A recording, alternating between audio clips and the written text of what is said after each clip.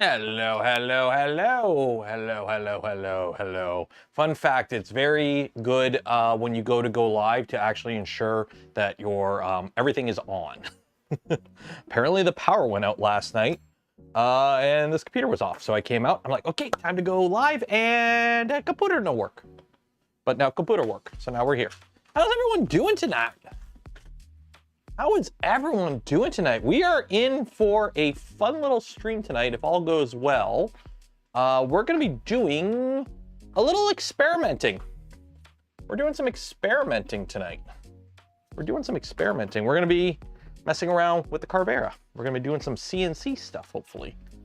1 second here, actually. I'm gonna grab this guy, because we're probably gonna need this. Why do I think we're gonna need this? I think we're gonna need this. Have to do a little finagling around, move some stuff. Morning from Australia. Good day. Can you do me a favor and put a shrimp on the barbie? I know Australians don't say that. I know it's kind of like a completely not normal thing that they say. I'm looking for the manual for this. I know I have a digital version. I might have to use the digital version. Where did I put everything? Over there, over there, over there. Yeah, we're doing some CNC stuff today. We're gonna faff around with the CNC. We're gonna try and make some stuff.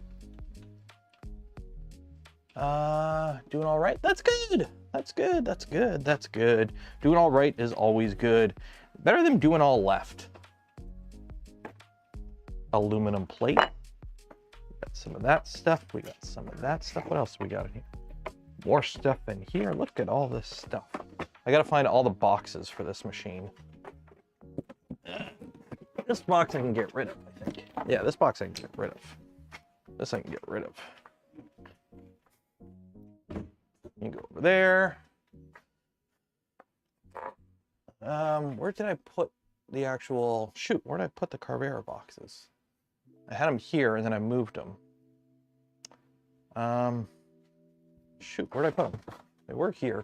Oh, they fell over. Yeah, there. There we go. There we go.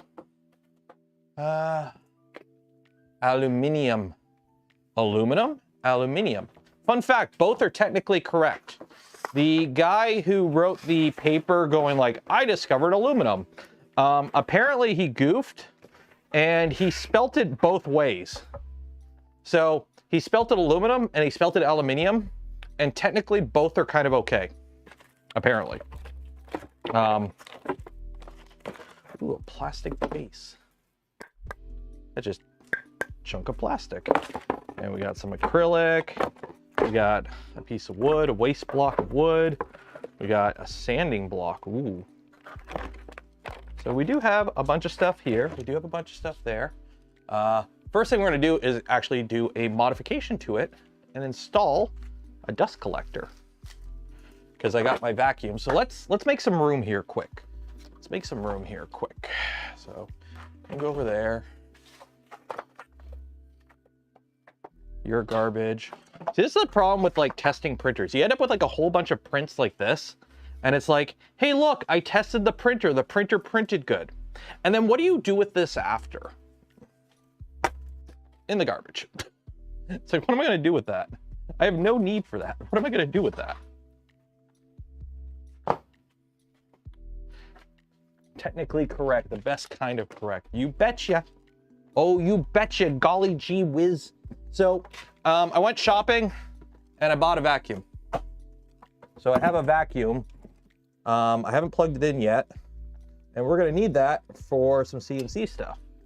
So you plug in there. How loud is it? Please don't be too loud. It's loud. Oh well. You guys got noise canceling, so you don't have to worry about it. Wait, before the dust collector, you might want to download and install a banana meter and limit your mic max output, or else it's going to be super noisy. I already got a noise gate. Set up. I already have a noise gate, so it shouldn't be too bad, hopefully, if all goes well. If it is loud, then it is what it is. But yeah, I already have a noise gate set up. Where are you? You go with the plane. So we need to install this, which I need to take some screws out, because this sits over that. So I need to take out these screws. I don't even have the right size Allen key. One. So how is everyone doing today? Anything exciting happened today? I did, honestly, a whole bunch of nothing today. It's been a while since I've done a day where I just relaxed, and tonight was a nice relaxing day. Coffee beer thing is real? Really? Oh. I'm going home in an hour and a half. That'd be nice. Dude, okay. So I watched the parade today. If you don't know what I'm talking about, there was a parade today. A certain... it was a parade. We'll just leave it at that. So anyways, there was a parade today. I watched it. And let's just say... I am not that impressed. I am not that impressed. So this is easy. This just screws on with 2 screws. So we'll shove you in there. Then I need some longer screws, but some M312s.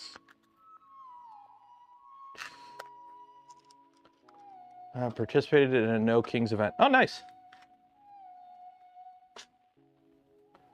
What to do with unnecessary 3D printing? Grind them down, wire, and use again. Nah, you throw them away. No, that parade, okay, I'll be honest. That was a dog shit parade. Anyone who's ever watched a military parade, that was a dog shit parade. It was unbelievably boring. There was actually nothing really shown off. Very repeatable. Like, it was like, oh, look, you can, Abrams, Stryker, Humvee with an M777. Abrams, Stryker, Humvee with an M777. Also, y'all can't march worth shit. So much like... Now, granted, to be fair, you don't want to have a good marching parade, right? When you grab random units and make a march, you don't want them to actually be good at marching, because that means they're too busy learning how to march. Best Korea does it better. Best Korea does do a good military parade. The problem is, if your country puts on good military parades, that's usually not a good sign. So you kind of want your military parades to be bad, if that makes sense. Yeah, the marching was horrible.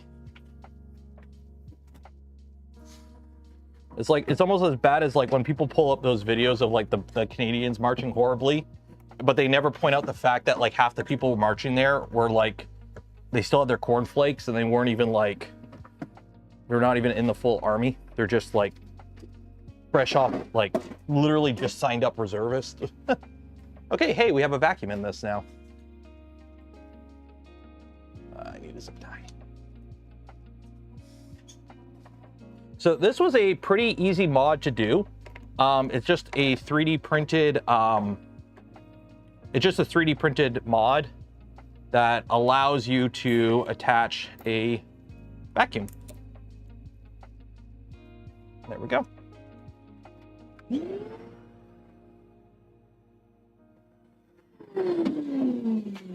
And now we have a vacuum. I'm gonna have to make a proper stand for that, but now we have a proper vacuum on here, so I can actually CNC stuff properly. Sweet. There we go. They played Fortunate. Okay, so I was watching somebody swatch, like I wasn't watching I was watching a commentator watch the parade. And did they actually play Fortunate Son when the Hueys flew by? Or was that like, because I thought that was just the person I was watching put Fortunate Son on. But if they actually played Fortunate Son during the Vietnam War, like I understand playing like the Band of Brothers music during the World War II section, but if they legitly brought out Fortunate Son for the Vietnam section, that's not right. That's not right. Vitali gifted 10 community memberships. Cheers and appreciate. If you don't know who Vitali is, he makes these. They're really cool CNC parts for your Voron. I dropped it. That's a tool head one. Go buy one. Yeah, it misses the entire point of the song. Yeah. that I saw while some soldiers. Yeah, that's the thing. Most soldiers don't march. Like you learn how to march in basic, and then you never really march again. Now, granted, I know how to march, but I also spent a summer doing actual ceremonial guard, like as part of the ceremonial guard division in the Canadian Forces. So like, when I say you're bad at marching, I can kind of go, you know, from my experience, you're bad at marching. I can actually do the, well, actually thing because I've actually done it. But when you just grab random troops, like you're gonna march in a parade with 1 week of warning, yeah, don't expect much. Don't expect much. This table is getting, this table that I have the Venture XL on made a noise yesterday, and I'm a little worried of it. So I think now that we have all the stuff on it, I think it's starting to get a little heavy. So I'm starting to get a little worried about it, put it that way. I need to make some room here. Making room so we can actually get at this thing. So move this box of parts over here. We'll move this box of parts over there. And now we have access to the Carvera. So I should have been smart and had a affiliate link set up for this, but I forgot to finish up the paperwork, so I don't yet. Did I do the Parliament Hill change of the guard? I did. I spent a summer in Ottawa doing ceremonial guardsman work. That is me in a bearskin hat. And this is random pictures from the parades and whatnot. Yeah, that's me. That was in 2010, so that's like 15 years ago. 15 years ago and about 40 pounds lighter, and when I had when I actually could do cardio. You want to feel old quick? Take your kid to a trampoline place. You want to realize how quickly you suck at cardio? Take your kid to a trampoline place, and you will very, very quickly realize you suck at cardio. I'm trying to find the manual here for the Carvera.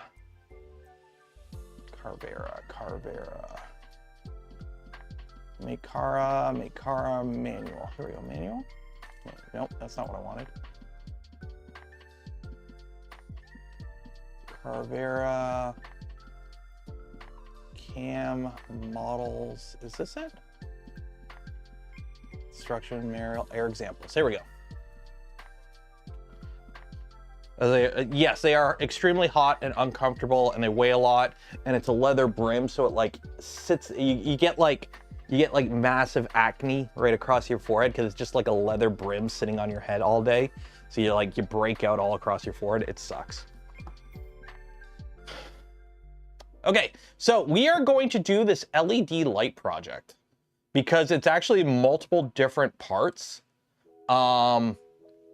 And it should be pretty fun, I think.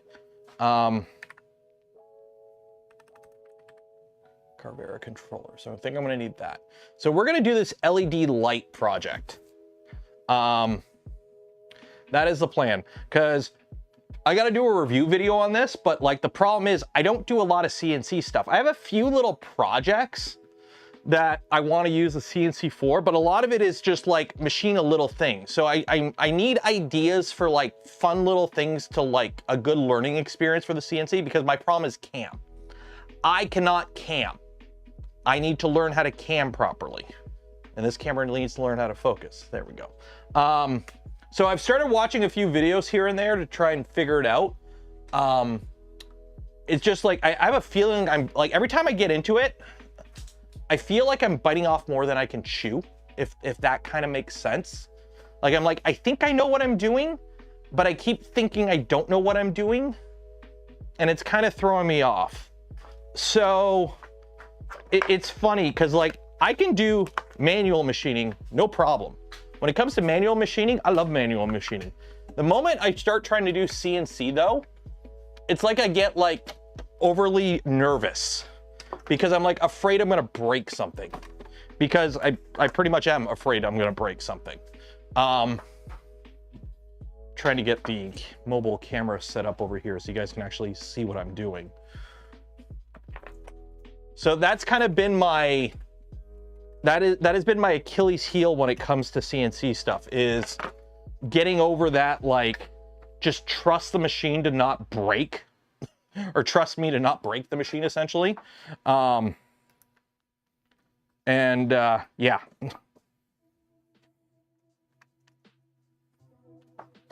Okay, that should be on. Mobile. Mobile cam. Deactivate. Activate. Huzzah! Hello there. Okay, so we got a mobile camera. Sweet. Okay. What cam software do you want to use? That's the thing. This comes with a cam software. This comes with, I hate Windows. I hate, where's my like newly installed programs? More, fucking, I hate the, show me my programs. Programs?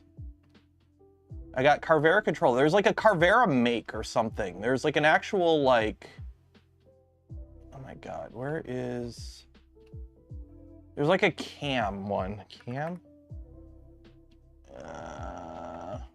Carvera controller.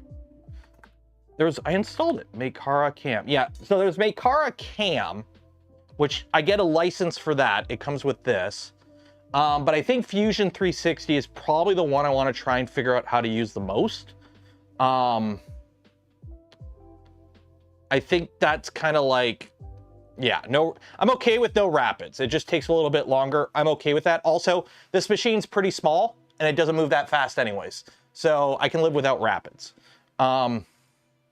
But I think the plan is to basically just kind of do a few small projects from the example book on this, get more of a feel of how the machine works, and then start, no tool changes on free Fusion. You can't just tell it, you can't just like tell it to do it, like just pause for a tool change. You can't. I mean, all you do is you just set up the G code for multiple G codes. You just generate the cam for like with one tool, and then you generate the cam for the other tool, and then instead of it pausing and you change the tool, you just change the tool and run the next G code file. I guess that makes sense, I think. So this is going to be the first project we're going to do. It's a little LED lamp. Okay. So it's got some components here that we got to solder up and whatnot. So like, yeah. The LED consists of 4 parts: circuit, base, and a display and light board, and a touch switch, which shows a conference. So this kind of shows off all the different things that this machine can do. And yeah, that's what we're gonna do. We're gonna go through this and see what we got here, because I got like a bunch of they sent me a bunch of chemicals. Don't have the overhead camera on. They sent me a bunch of chemicals for like etching PCBs, I guess. Although they also sent me a completed PCB. So I don't have to solder if I don't want to. I think they sent me the PCB already. So I think I could just like plug this in. Let me find a USB cable. I think I could just plug this in. Like, I mean, if this electrocutes me, it's content, but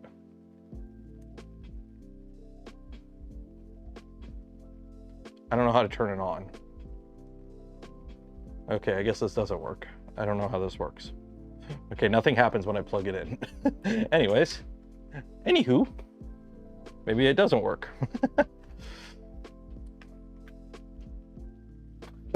Okay. The end mills are small and break easily. Big deal, no, just keep spares on hand. Yeah, that's the plan. Okay, so this is what we're gonna do. We're just gonna follow this little tutorial here on how to make everything, essentially. Because there's like a base part, there's a whole bunch of little operations here from a machined base. They give me all the hardware for this. So we're just gonna go through this and we're just gonna make the little lamp. We're gonna make the little lamp. should be pretty fun. So that's what we're doing tonight. Hopefully it's not too loud and I don't wake up my whole family. Let me close the garage door. Yeah, it is closed. Garage door is closed. So we should be okay. So first things first is this. So again, while I'm getting everything set up here, usual disclosures. Shout out to Carvera or Makera. They sent over the Carvera Air for me to test and evaluate and review. I'm not getting paid for any content I make for it. However, I do get to keep the machine. So YouTube disclosure there. And then I should probably not touch this with my hands. I should probably wipe it down with ISO. And then also, who wants free filament? Put a 1 in chat if you want free filament. If you want some free filament, every stream we give away a spool of filament from POLYMAKER. Link in the video description. Enter for your chance to win. And yeah, go ahead and do that now, because we'll be doing that draw at the end of the stream. Don't I have a Milo? I do have a Milo. I haven't been using the Milo for 3 reasons. 1, I had issues with the controller board on the Milo, so I was waiting to upgrade it to like a Scylla or something. Which also compounding with factor 2, I don't have room for the Milo. The Milo's on the other side of the wall. You've seen it in the build streams for the Venture XL. I don't have room to set up the Milo and the enclosure. The original plan, this whole bench here, was supposed to be for the Milo. The Milo is gonna have this whole bench to itself. Obviously, that didn't happen. We have the Pantheon, and then we have the Makera. The Makera has a nice little footprint and it's fully enclosed and it's there. The Milo needs another enclosure. It just kind of became that. And then 3, just a bunch of the fact that I don't do a lot of cam and I need to learn cam. So I figure a machine like this is probably nicer for somebody like me who's like completely new to CNC, because it's like a little bit more baby proof. So that's kind of the plan. So let's install it. So the LED, the light switch is in 4 parts: the circuit, base, display light board, and touch switch. This shows comprehensive capability of Carvera Air. With the Carvera Air, you can significantly accelerate the process from design to prototype and even commercial products. So here's the thing, a circuit board. Hey, just hit up JLC PCB or PCB way. Yeah, great, Americans, you got fucked with tariffs. You might want to make this shit yourself now. So, hey, we're gonna start with PCB. Okay, so fix the PCB and the wasteboard to the table as shown in the figure. Place the L-shaped bracket at an anchor point. Note, use the edge of the top clamps to fix the PCB and leave sufficient space for dust collection and milling. Okay, so we got, that is there, so let's go and set this up. So, I've already got my L bracket installed. So you're gonna go here. And we have done some machining on this already. Here's a little pirate ship I made. So it does go burr. We've established that CNC do go burr. So now I gotta clamp this up. So let's bust out the clamps. Get the clamps.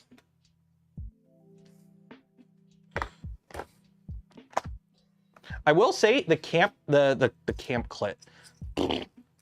I can't speak English at all today. The clamp kit comes with pretty much everything you need. It's actually a really nice setup. So what do we got here? We got one that way, one that way. Okay. Like it's actually like, I don't know what exactly comes with everything, unfortunately, because they did kit me out with like all the bells and whistles kit that comes with this. So I got a feeling I have stuff that, like, if you get the base kit, you don't get, but it's still pretty nice what this comes with. So everything, like, this comes with pretty much everything you kind of need to make this a usable machine.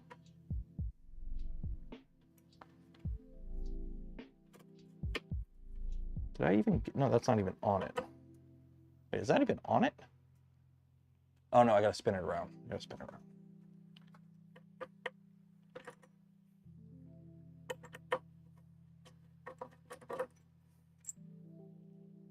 Yeah, I gotta do the other side.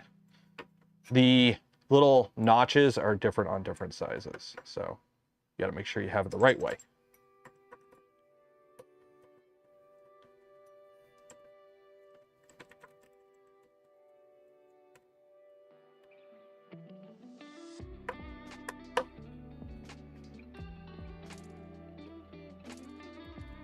There we go. Okay, so that's that one. And then this one goes over here.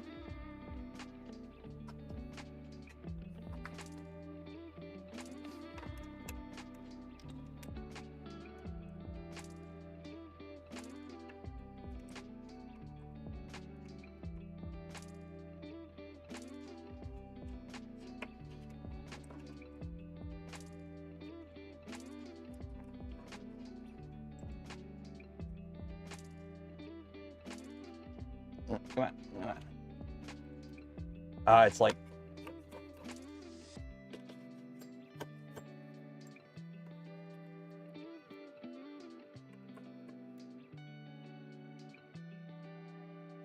There we go. And then we have two little ones like that.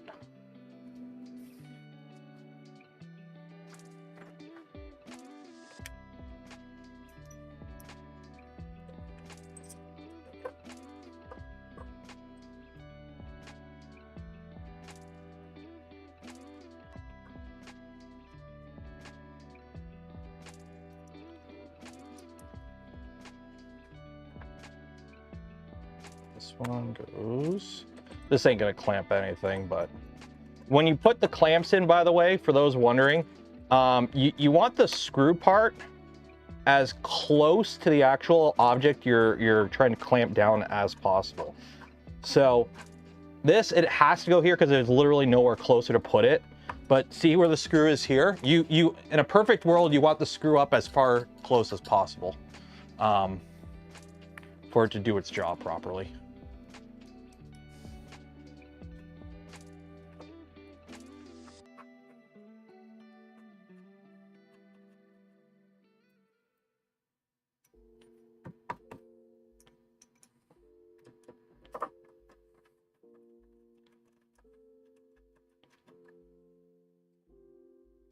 There we go.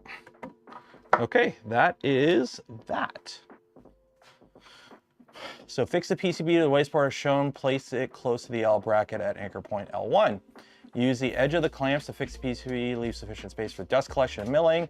Note the PCB board may deform after being stored for a long time. It's recommended to flatten the PCB before machining to increase accuracy. Better use some double-sided tape between the waste board and for further consistency. How? Well, it's got a bit of a divot. It's got a bit of a... We'll be fine. We'll be fine. I'm sure it'll be fine. I think it just drills a bunch of holes. I think. I might have some double-sided tape. Do I have double-sided tape? I got VHB tape. I don't want to use VHB tape. Do I have some not VHB double-sided tape? Oh, do they give me double-sided? They do give you double-sided tape. Let's double-sided tape it. Let's do some double-sided tape. Make sure we do it right. We're going to do it right. Do it right.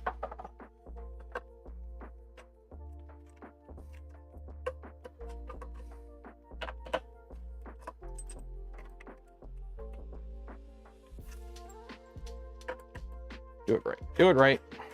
Oh yeah, this is warped to heck. Yeah, you do want some double-sided tape on this. Otherwise, this ain't gonna work. There we go. Okay. Oh yeah, this is warped to heck. Okay. So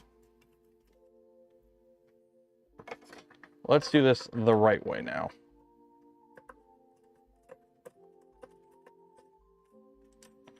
Let's do this the right way.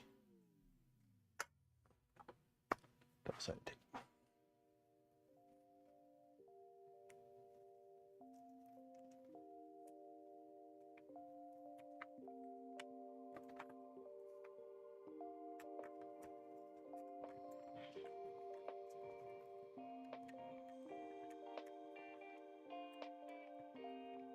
It's actually some, I don't know how good this double-sided tape is. We'll figure it out.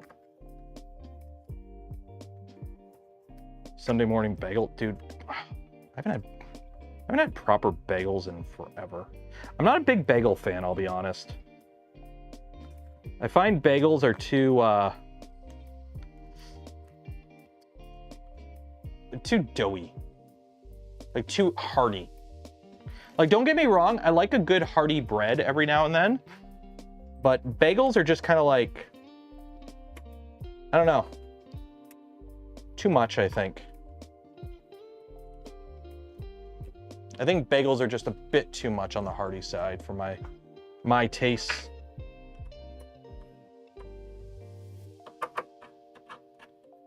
But that's just me. If you think they're good, that's good.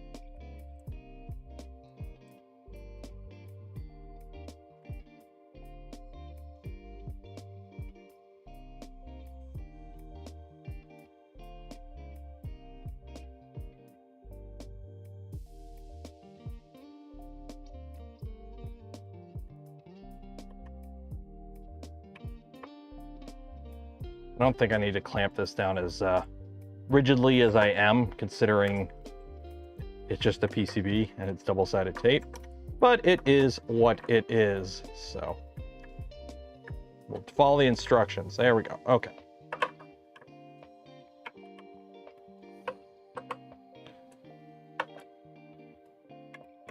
There we go. Okay. Clamp down. Okay, PCB made to form. Make sure you use milling bits are ready. So number 2 V-bit. Okay, so let's get the V-bits ready. So take this out.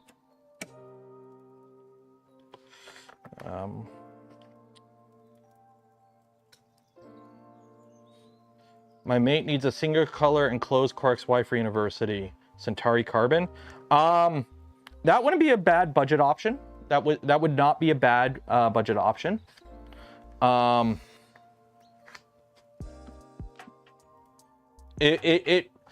university, if they have the budget, I would say something like a Prusa Core 1 would get my recommendation. Basically, you're gonna want something that's quiet and has no problem working in offline mode if it's gonna be at like a university, because you don't know what the Wi-Fi situation's like. Or what they allow for network access and whatnot. It really depends on the location if they're going away for university. Centauri Carbon, you probably can't go wrong with that though. FlashForge Adventurer 5M or Advanced 5M or whatever it is also another good budget option. So number 2, 30-degree 0.2 millimeter V-bit. Okay. So spiral, single flute engraving? No. Oh, 30-degree 0.2. Okay, got this. Okay, 30-degree, number 2.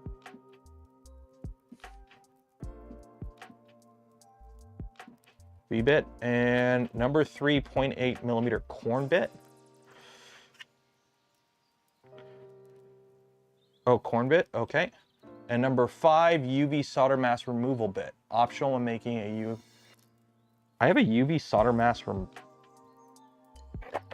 I have a UV solder mask removal bit.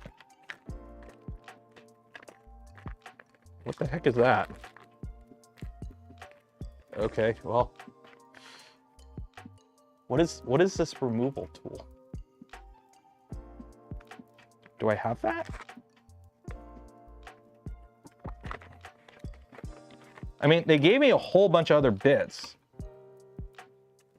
but I don't know what it. Maybe it's in here. Let's go digging. Bit collars. Thread milling bit? Okay. Chamfering bit. Oh my god, yeah, there's a lot in here. Chamfering bits. What are these? Single flute bit for metal. Shit, they actually give you quite a bit.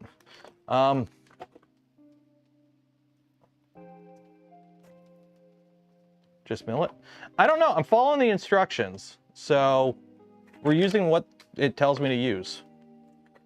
UV solder mask removal tool. Okay, I got that. I got that right here.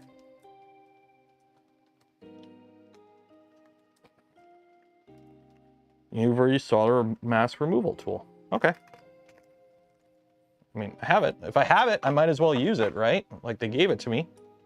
And I'm following the instructions. Okay, so we got the V-bit, the corn bit, corn, mask removal tool. Okay, so we got the V-bit, corn bit, and the UV removal tool. Turn the power on and wait for homing to complete. Okay. Home. Oh, disconnect. Load config. Synchronizing. Come on. Home.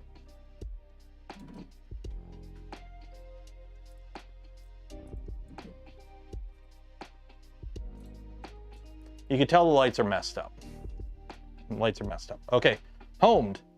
Make sure, okay, turn on, wait, open the control panel, connect to Carvera Air. Okay.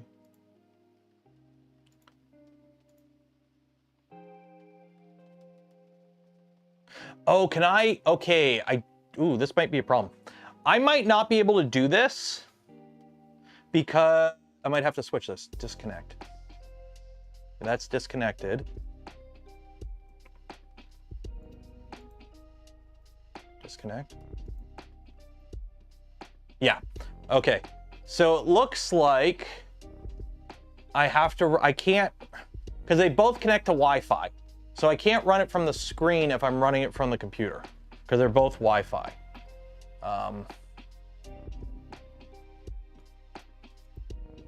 So home all, okay.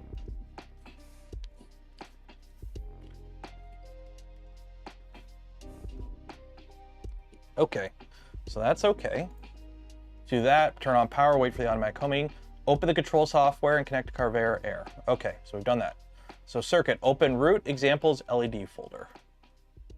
So root examples LED.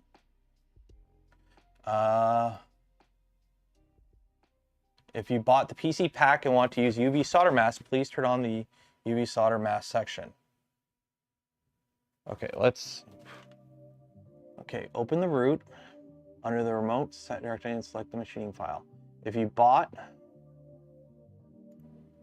so we want UV mask, right?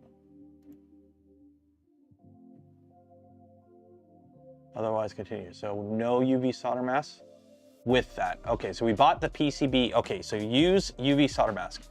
Okay, so select PCB UV mask part 1 NC file. Select. Okay. Open the task configuration dialog. Okay. So I think it's, okay, there's that. Okay. Let me just make sure. Okay, open the task. Set working coordinates X offset 15.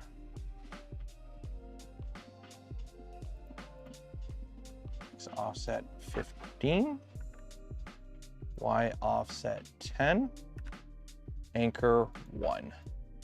Okay. So that puts it there. Check scan margin option. Yep. Check the auto leveling option.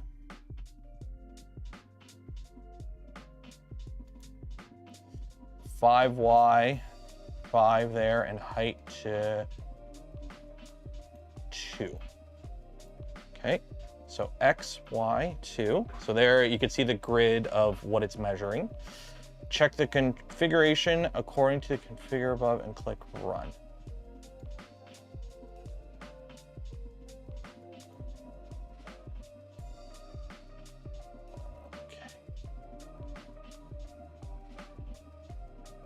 Okay, I think.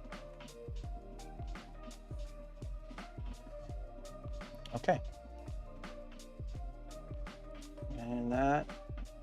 You can move the machine to the clearance. Okay, so, okay, check that. Check the configuration according to the exam, to the figure. I mean, to the figure. Oh, it should match this, okay. So scan margin, 15, 10, 1, 5, 5, 2. It's really nice that they show the pictures here. It's really nice, like when you're new, it's like, okay, this is nice. You can actually like do one-to-one comparison and be like, okay, I didn't screw it up that much.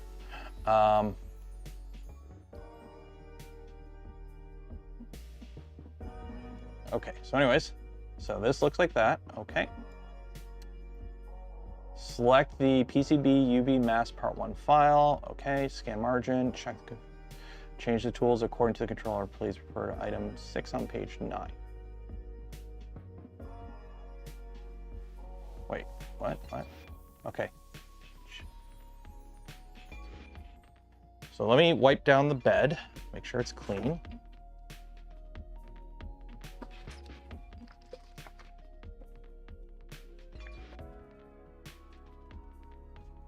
Get all my grimy fingerprints off of it. Okay. Check the configuration according to the above. Click run. Change the tools according to the controller. Okay, run. Oh, change tool probe. Okay. So, over here, grab our probe. Down. Probe in. Up. And that is good. Okay. And then confirm.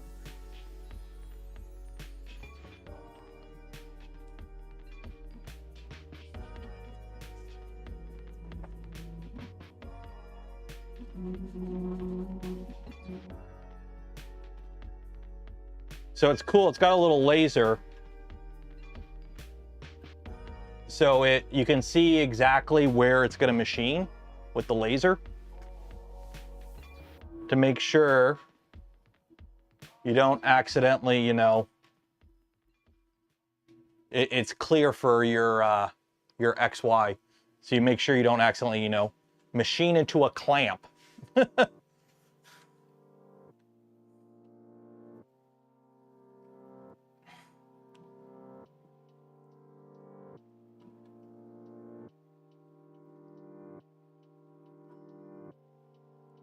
And now it's doing its probe bed mesh. It's bed meshing. Yeah, it comes with a little roller. I don't know what it's for. I think it's for the masking.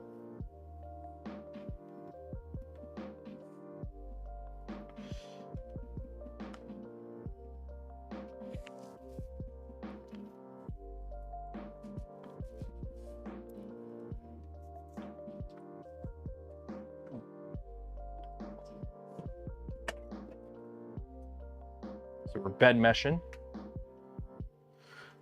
Meshing away.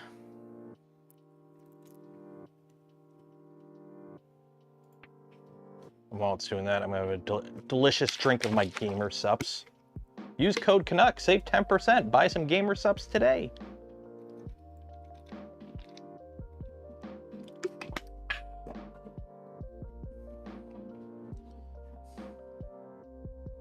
Where are my earphones? Or my, where are they? Are they in the garage still, or did I bring them inside? Shoot, I might have brought them inside, and now I don't know where they should be out here. I could have sworn I left them out here.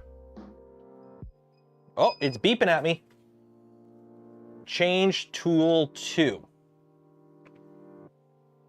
What is tool 2? So page 9.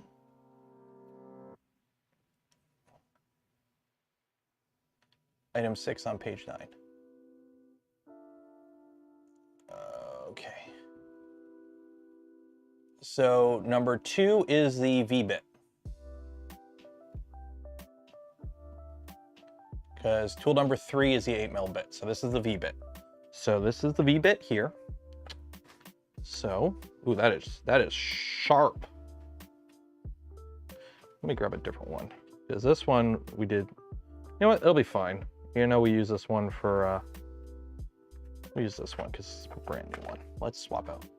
So, One of the big differences between the fully featured Makera and the Carvera and the Air version doesn't have a tool changer. The fully featured one does have a tool changer. So see how I have to like do that? You don't have to do that if you get the fully featured one. Okay, so we got the tool installed, confirm. So it's gonna come over and check our Z offset with the tool. Hopefully not chip the bit.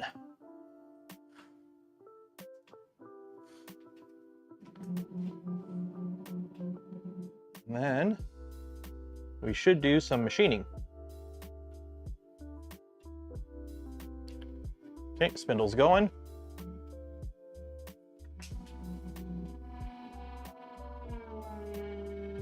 And off it goes.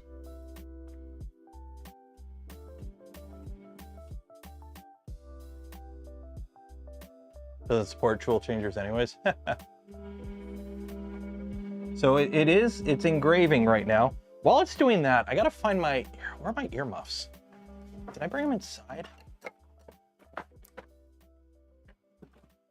Gotta find where I put them. I could have sworn I left them out here. Where are my earmuffs? Did I bring them inside? I don't know where I put them. I have a set of like proper earmuffs that have noise canceling.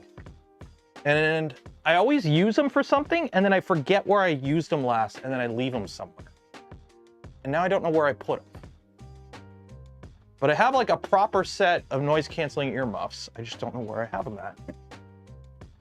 I gotta find them now. If I'm gonna be doing CNC stuff, I'm gonna need them.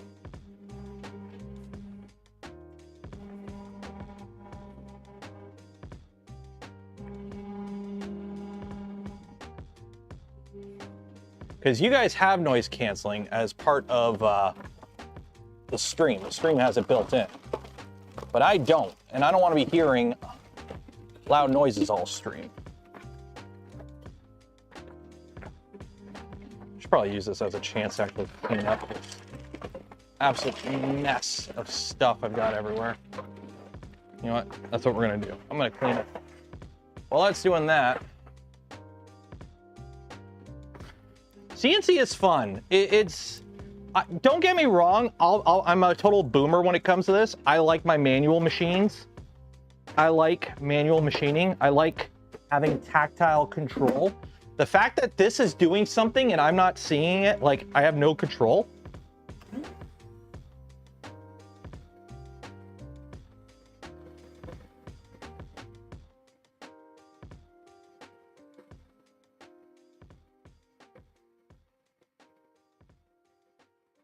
The vacuum works really good.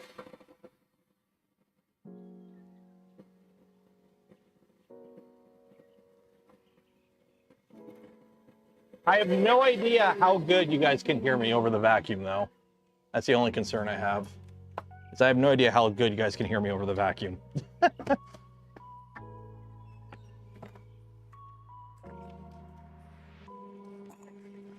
You're garbage, you're garbage. You're a PI bed. You can stay. Those are cables. Can't even hear the vacuum. Yeah, so you can hear me good. The problem is I can't even hear myself. So I need to find where I put my headset or my earphones. I mean, I could just stuff wadding in my ears and call it a day. Wouldn't be the first time. Are you a bad one? Yeah, you're the bad one. You're a can of spray paint. Why are you over here?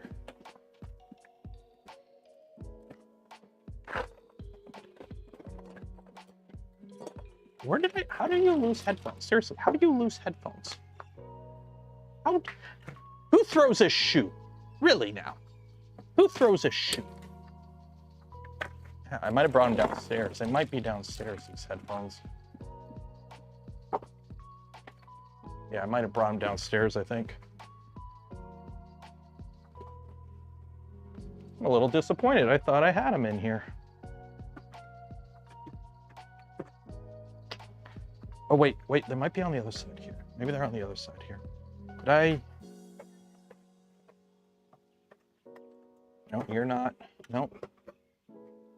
Are you the, oh, you're the charger for that. Okay, I can't lose you.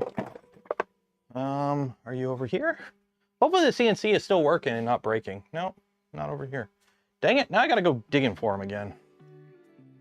That's annoying. I will say, this is really quiet. Now, to be fair, it's just engraving. Like, it's not crazy loud to even begin with. But, oh wait, I know what I can do. I know what I can do. No, I don't. Are you done? No, still going. Let's see what we got over here. What we got over here? Toolbox. Really? I don't have earplugs in my toolbox? How do I not have earplugs in my toolbox? I could just stuff foam in my ears. I mean, worst comes to worst, I could just stuff foam in my ears. Do they give me earplugs with this? No, they don't. They give you iPlugs. They give you iPro, but they don't give you earplugs. Okay, one second. I'm gonna run downstairs and get some actual headphones. I don't know where I put my headphones. I gotta have ear pro somewhere. I gotta have ear pro somewhere. I got these guys. Whatever, this will work. These will work. I got the Guest Ear Pro. You know how when you're a kid, you have your controller, and then you have like the gamer cats or whatever it's called, controller for your when people come over and visit. These are not my Gucci Ear Pro. Although these are still Peltors, but they're not Peltors with built-in noise canceling. Also, pro tip, always check for spiders. Always check for spiders. Don't ask me why, just always check for spiders. Okay, oh man, these suck. Okay, stretch them a bit. Oh my God. Yeah, these, I mean, they work. They work. Put the vacuum on.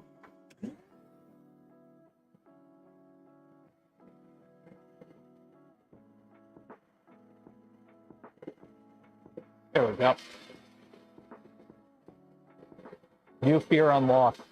Yeah, it wasn't something I worried about until I had to worry about it. Ask me how I know.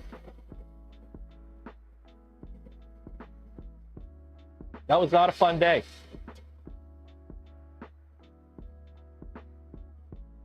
Look at it go. Okay, so what's after this? So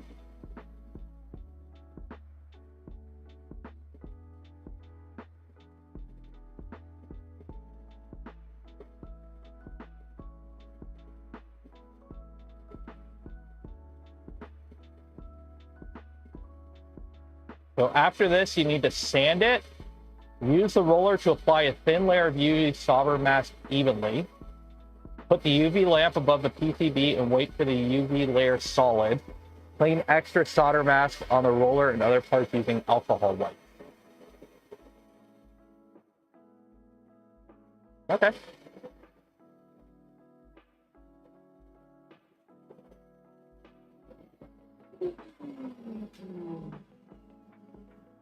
That'll be cool. So I gotta sand it.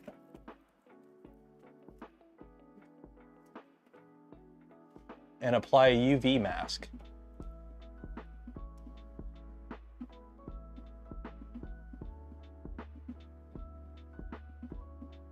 So that's just doing its thing. So let that do its thing. And then what do I even have in here? UV solder mask putter.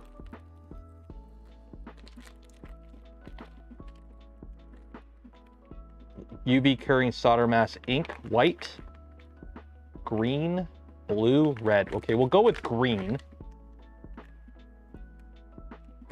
How do you apply this? You just... Oh, this goes in... Oh, I see how this works. Okay, I get it now. You take the cap off.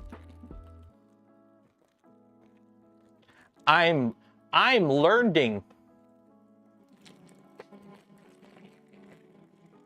And actually, I'm being dumb because what I should be doing is recording this. So when I go to do the video on the review of this machine, I can actually show footage of what I've done.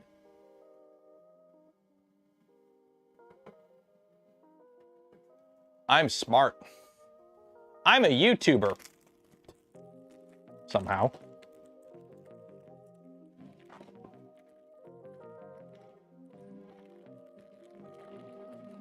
So I think this goes in there, and then that's because, remember guys, because the focus, so professional. Because the focus, so professional. How much longer is on this? No, it's still going. I haven't broken it yet.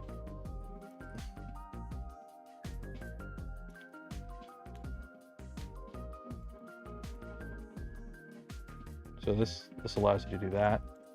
I'm assuming this goes on here. Okay, that makes sense. And then this spreads it out.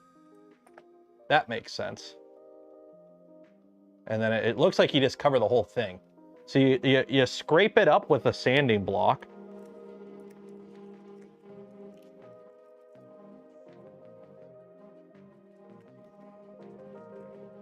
Big sand block. So I have small sand block and I have big sand block. I don't know which one I'm supposed to use. Yeah, the Chinese. You gotta love English.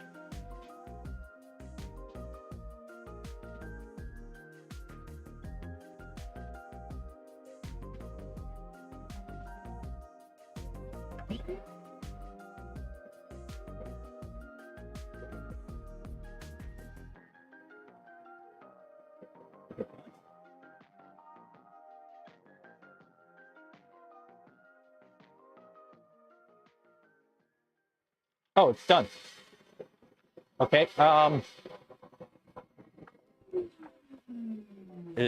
think it's done.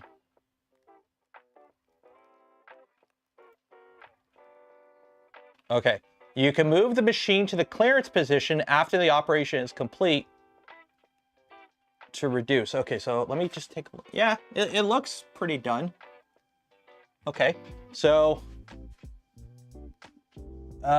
move the machine to the clearance position after the operation is complete to reduce the interference. So refer to item 7 on page 9. Page 9, item 7. What? How do I move it to the clearance position? Is that just home? Do I just hit home? What is the clearance position?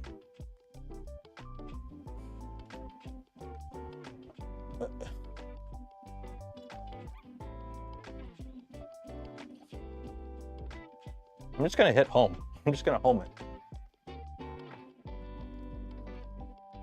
Just home it, move it back out of the way.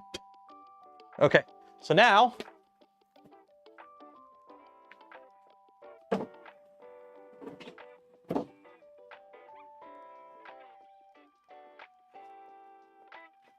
don't forget to like that. Oh, I'm reading a comment from the Nightbot. Appended on a CNC is nice to have.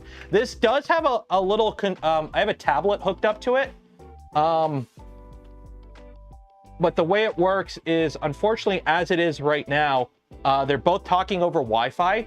I think I can plug this into a communication port instead of a power port on the back. But I can't see it, so I'm not going to faff with it now. Because the problem is, the computer has all these stuff, and I'm running it off of a tablet. Or, like, because they're both talking over Wi-Fi. Okay, so let's take this out. You go in there. Okay. I don't know why it told me tool 2.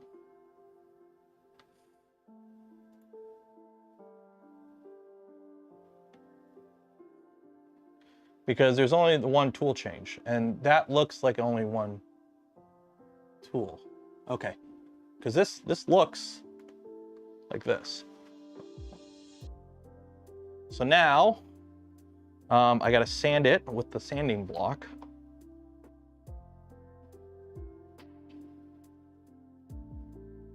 So use the sanding block to polish the surface. Okay, so we got a little sanding block here.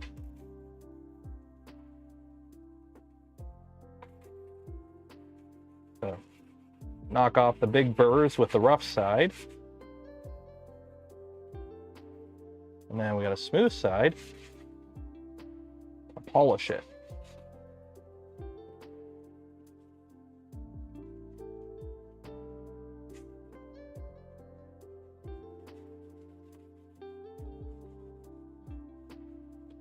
Okay. And then I'm going to wipe it off with ISO, make it all nice and clean.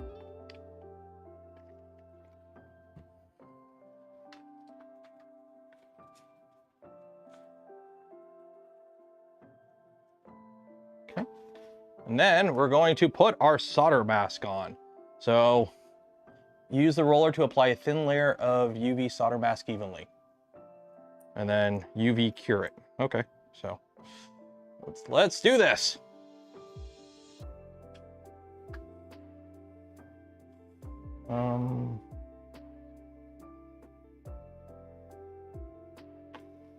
I don't know how much I'm supposed to use.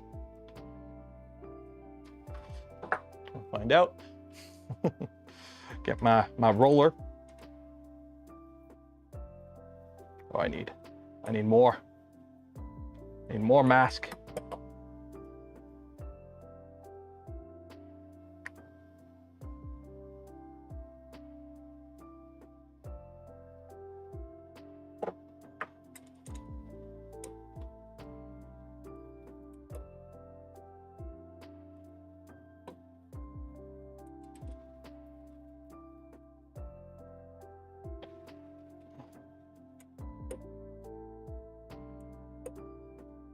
Okay, that looks pretty solder masked up, right? That looks like it's pretty even.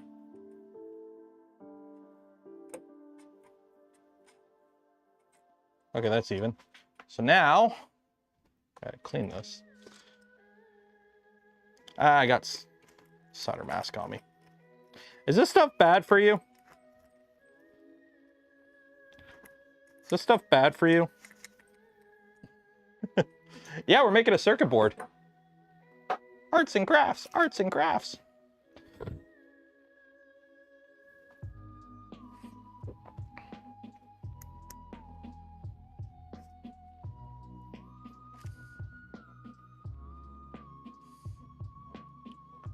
I'll go full Louis Rossman.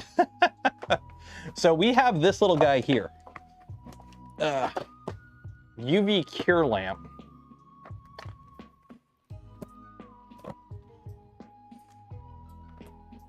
Like resin printing bad? Oh, okay.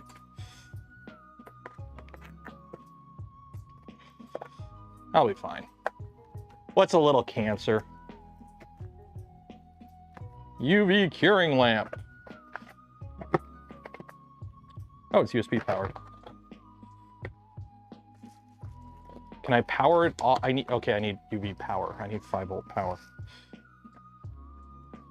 So, oh man, do I have a battery brick out here? I don't think I have a power brick out here. Let's see here. So that goes there.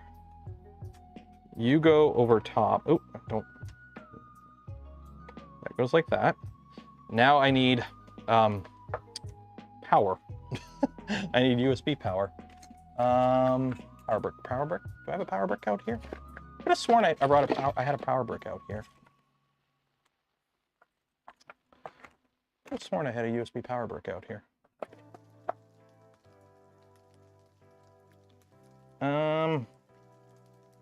Because the problem is I don't have. Oh wait, I can just plug it in there. Okay, one second. Forgot, I have a plug behind here.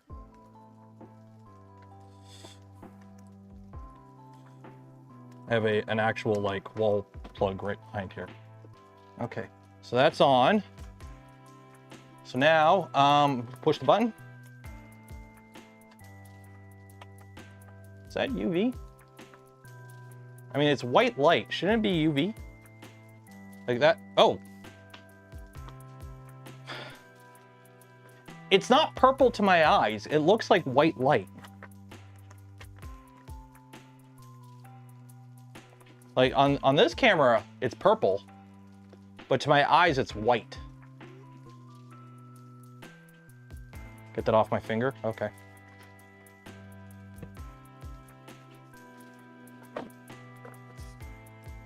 In the future, wear gloves.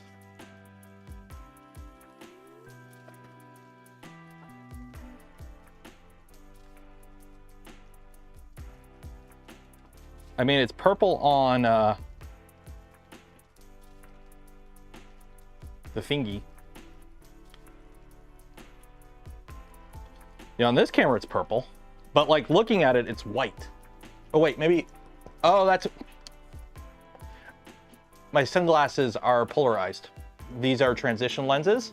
So when I look at it, it's white light, but when I take my glasses off, I see it purple. So it's my glasses. So I'm just gonna let it go for 5 minutes and let that do its thing.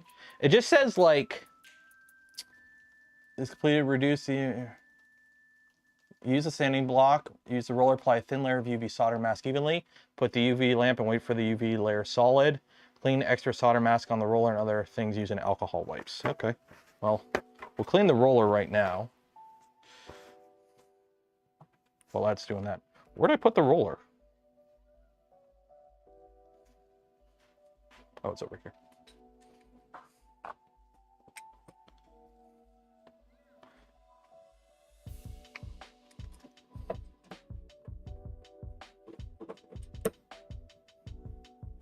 The roller, go.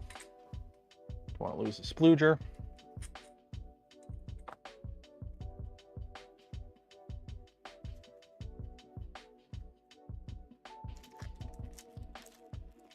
And put this all back in the bag so I don't lose it.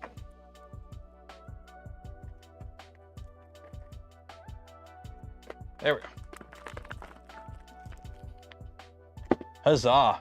By the way, they give you a ton of PCB blanks. They give you a ton of PCB blanks.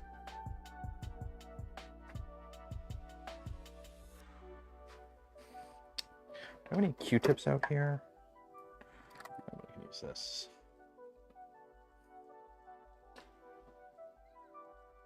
Well, it's starting to harden up. It's actually hardening up pretty good. Wow, look at that camera view. With the giant bottle of ISO. It's so purple.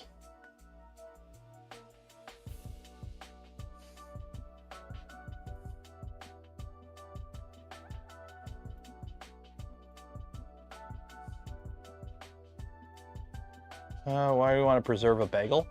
Put it in resin. Put it in resin. Like clear resin. Like people do that, right? They put resin in stuff.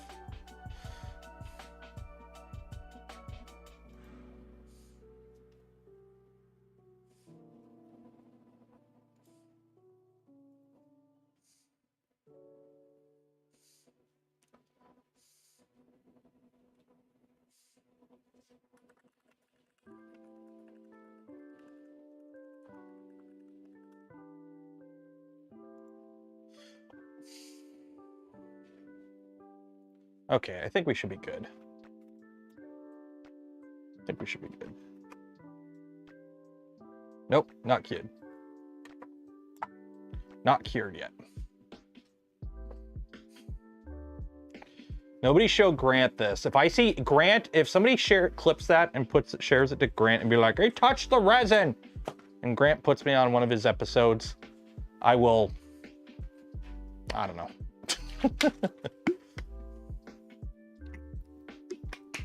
Evan and Caitlin keep trying to... The problem with trying to preserve the pumpkin is there's too much... there's too much biological matter that even though if you encase it, there will still be biological processes that take place, even in an anaerobic environment. I think like the reason like preserving like fast food, like a McDonald's Big Mac works is because that shit dead. There ain't nothing alive in there, even bacteria. But like a pumpkin has like when it breaks down, it ferments and there's off gases, and it's like there's too much to it, I think. I don't think you can do that with a pumpkin. Where's my gloves? Inside, because I forgot to grab more gloves.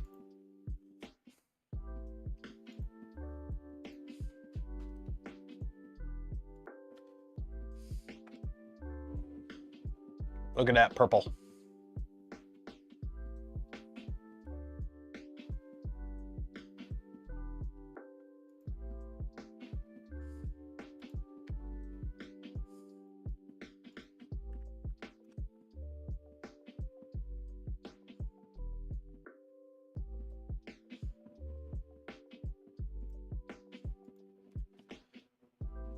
Yeah, where's your gloves? I mean, should I be wearing like safety glasses or something too? I mean, this will be handy for resin prints too, having like an actual light like this. This is not a powerful light, by the way. This is not a powerful UV light.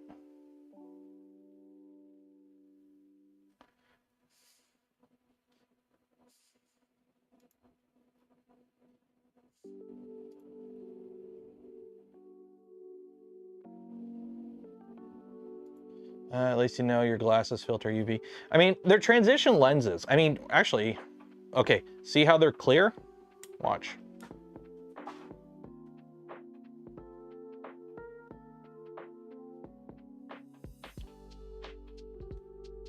See how it tinted?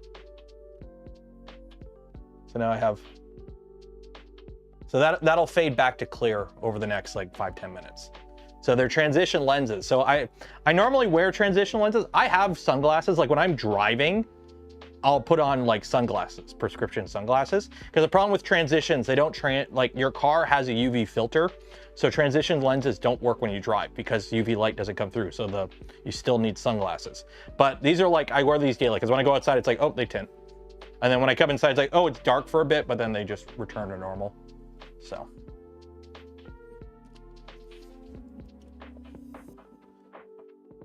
Yeah, this is, honestly, this probably is like a UV nail lamp. Like, it's just UV LED lamp. So this probably is for nails.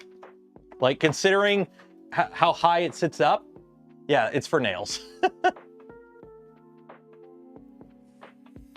It's totally for nails. I mean, there's nothing wrong with that. That's what it's for. And it works pretty good at it, so why not? Wife's glasses do darken? Maybe it's a different style then. This really doesn't want to harden up. It's like, it's still. Give it a couple more minutes, then we'll move on to the next step. And then while it's machining other stuff, we will, so I think the next thing is like a block. Yeah. We will do soldering. Yeah, make it a PCB. We're faffing around with the Makera. We're making a PCB. We're doing making an LED lamp is apparently the project we're doing. So we are making a PCB. Roll it much thinner. I know that now. I know that now. I mean, it's probably good now. It's just I'm being paranoid. So.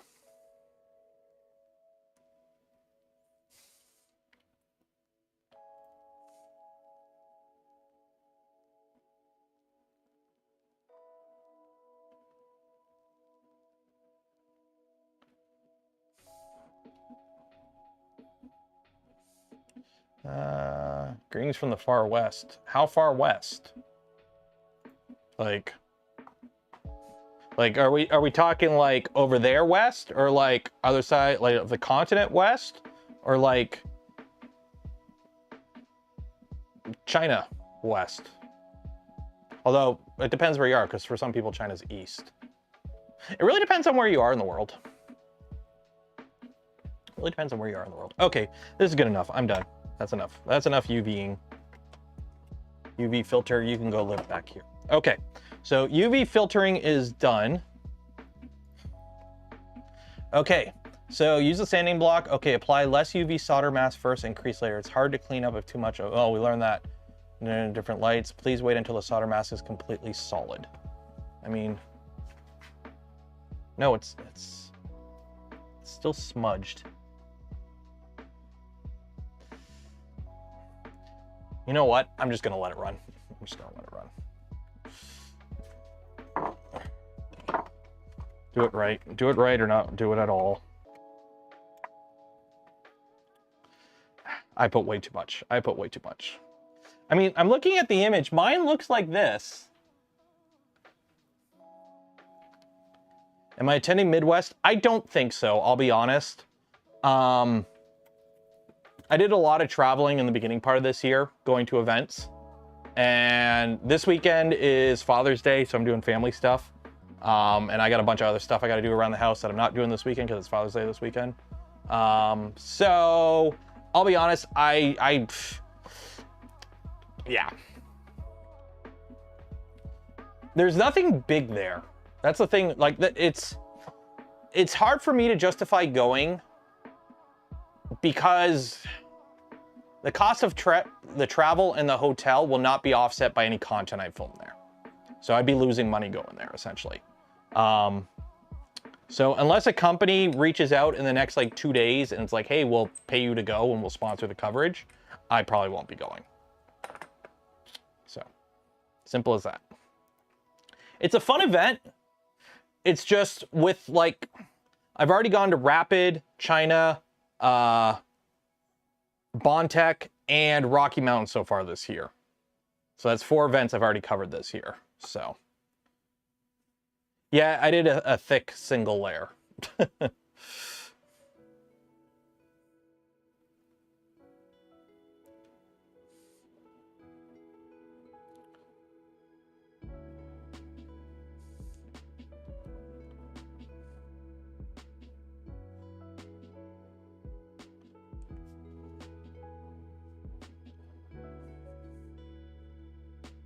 So the next part we're machining is this nice little block there. And a handsaw. Ooh, I need a handsaw. That'll be fun. I can't go to Rocky or Murph this year either. Too much like, yeah. If they had it in a better location, and it was like a bit like the problem is like the big companies don't like going because it's a pain to get there. I've already met a lot of people, like several times already this year. I've hung out with the E3D team like 4 times this year already. It's like you keep running into them. Every event I go to, it's like, oh, hey, it's E3D.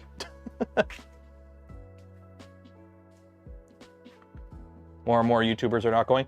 It's the problem that like the content, it's hard to justify the trip content-wise. Like even last year I did one video and it was like a 10-minute like, oh, here's a bunch of B-roll and some music. Like, I think I made 30 bucks on that video. So if you want to help support the channel, the content I create and the things I do, consider becoming a channel member, Patreon supporter, or if you're really cool, gifting memberships to others.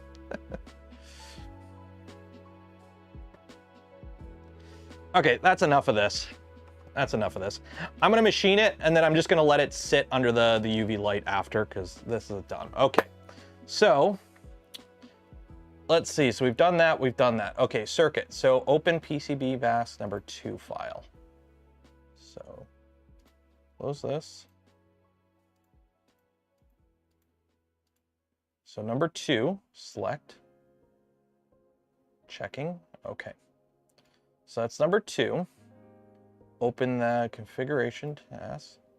No, the automatic detection has been completed. In step 1, no need to redo here. Uncheck scan margin option. Okay. Uncheck auto Z probe option. I mean, you can't even, you can't uncheck it. I can't uncheck it.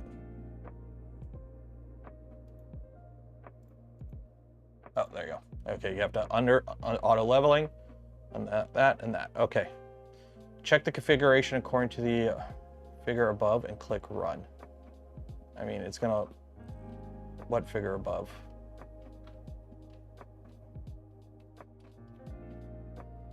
Okay, whatever. Okay. Change the tool according to the software prompt. Okay. So I'm assuming the first tool will be tool 3.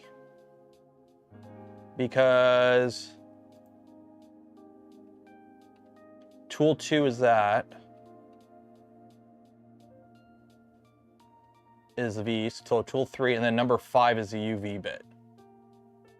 So it'll be tool 3, 2. We've already done tool 2, and then tool 3.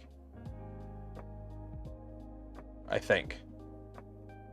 Okay. So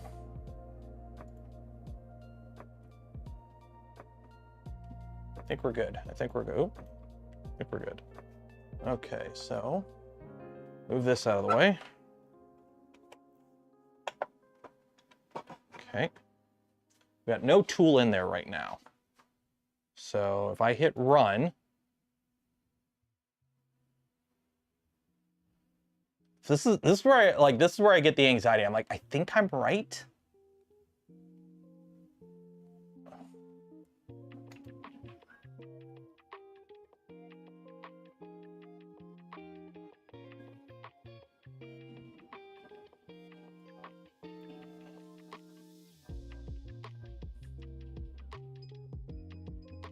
Tool 5.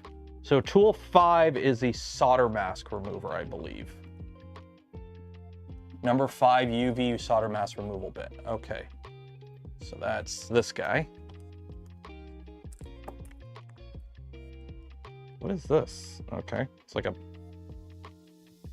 It's this thing here.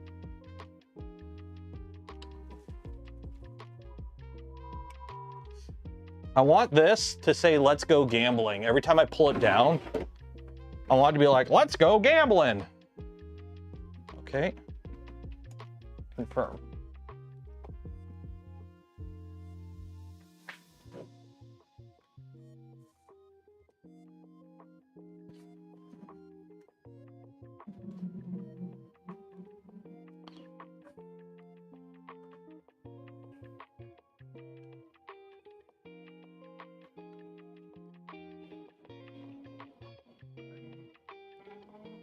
Where are you going? So it's spinning.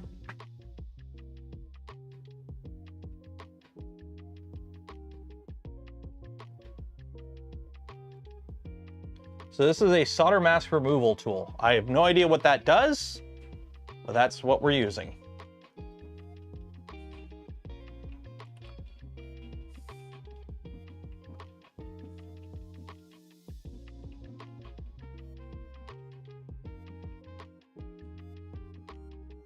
Yeah, like Murph, I don't think Murph will ever like die out kind of thing.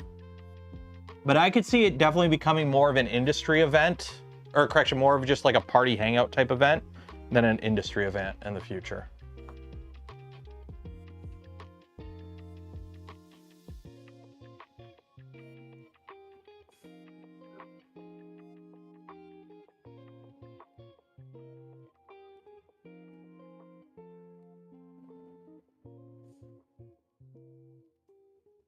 If it starts spitting out coins when you pull the handle, I'm buying. Oh, let's go gambling.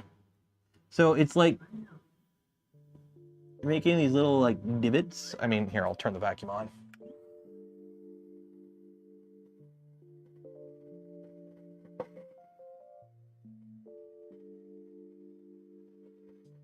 There we go.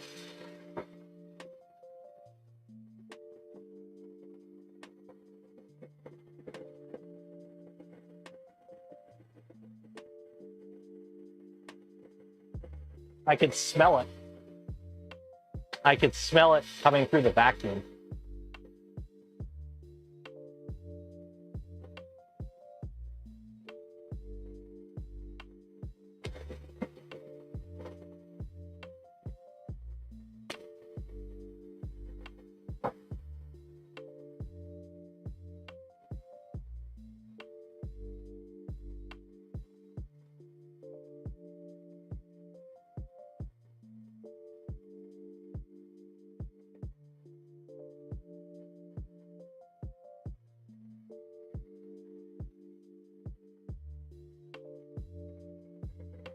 Look at it go.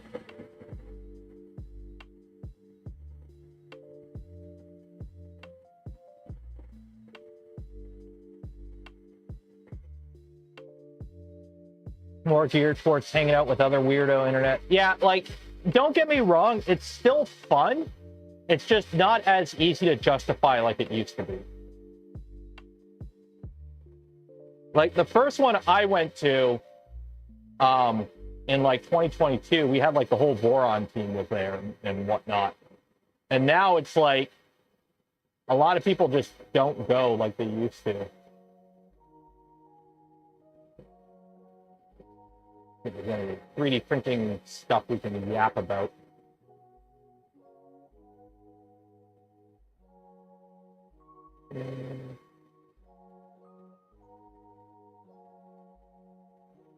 Oh yeah, Japanese, this is going on right now.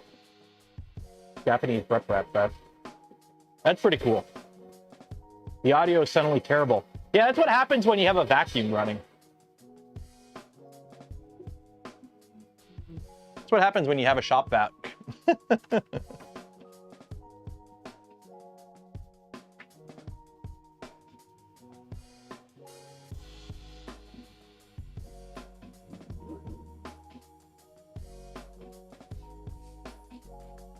That sucks. Ha! Funny joke. Funny joke. I gotta be careful not to bump the stupid E-stop. You go over there, E-stop. I don't want to accidentally bump you again. We already did that once.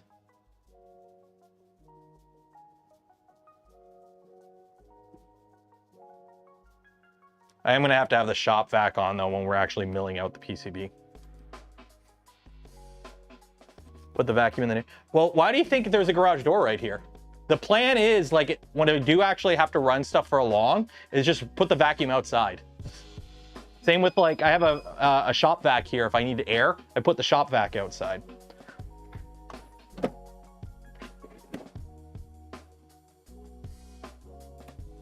Take you out. Oh, wow, that actually worked really cool. Like, here, I'll show you in a second. So this is pretty cool. So don't lose that. Yeah, looks like it. All the ink. And now I think, what do we put on here? What tool is this now? Tool 3, which is the corn bit.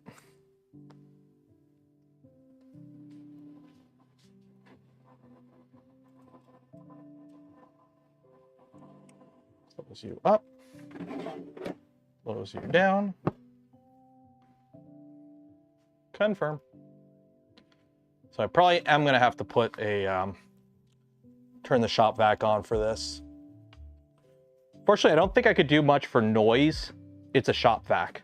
It's going to be noisy.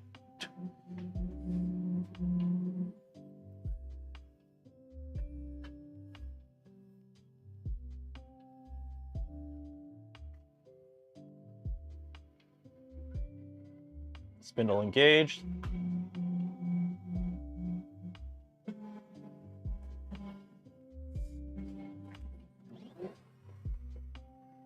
There we go.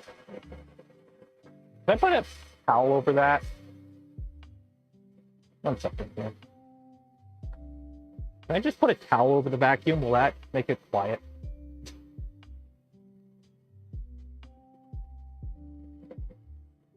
Go Gadget noise isolation. There we go. It's probably not a good idea, but I did it anyways.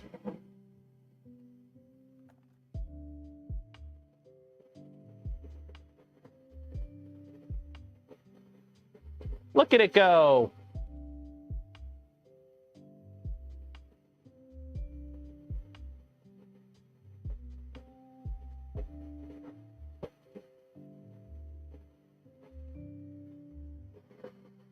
Pour it through the wall. The problem is it's all brick. If I wanted to put holes in the wall, I'd have to drill through brick and it would be super annoying.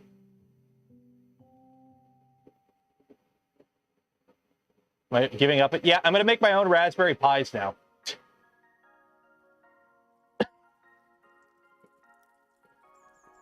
I can, like, smell it.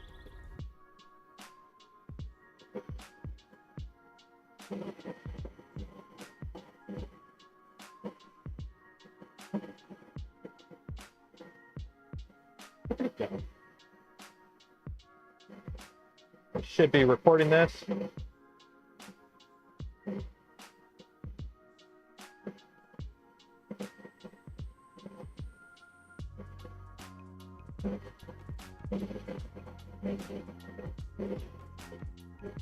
Sounds like a plan.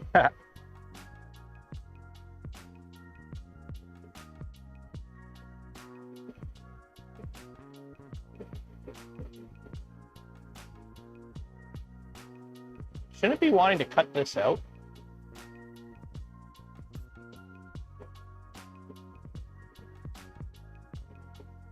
We can move the machine to the cleaners.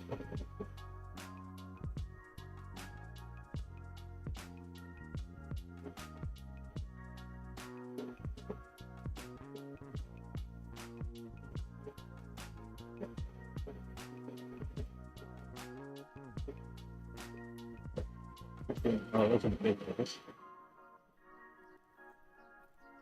Okay, but it's got to cut the PCB actually out of the plate.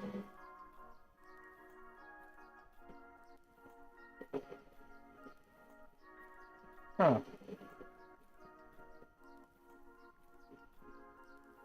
Outline box. I might. We'll see. I mean, this is just temporary for now.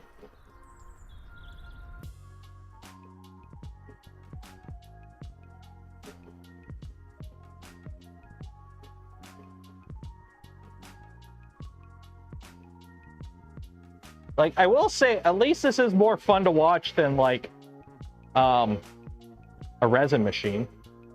So we got that going for us, which is nice.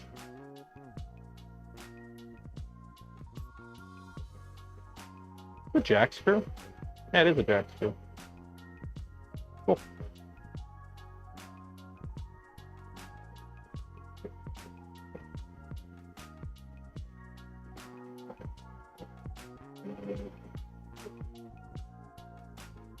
Only 12 people have liked the smash button. Everyone liked the smash button. Do the thing. And also, don't forget to enter for your chance to win some POLYMAKER filament. Link in the video description. Do this now.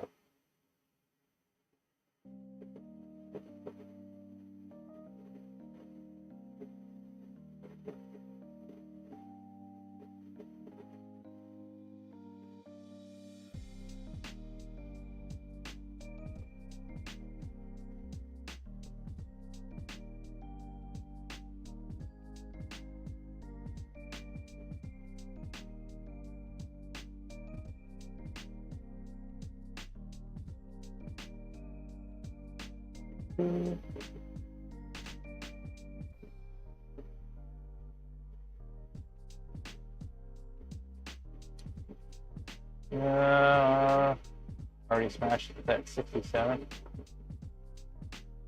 Yeah, but see, here's the thing. Bigger number, better person. So the higher we get that number, the better we all become, right? Bigger number, better person.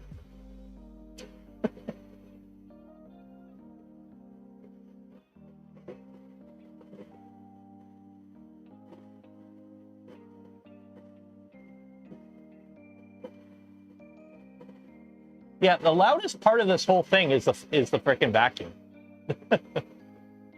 Like the loudest part of this whole, like, using this machine is the vacuum.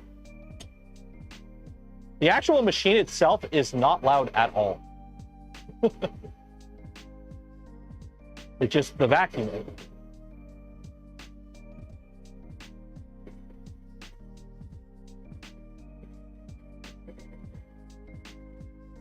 Does anyone have any 3D printable mufflers for vacuums?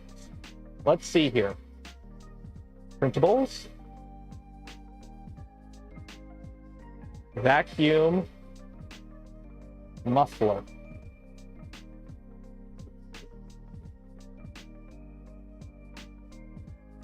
If anyone knows any good 3D printable mufflers for a vacuum, Share it in the comments.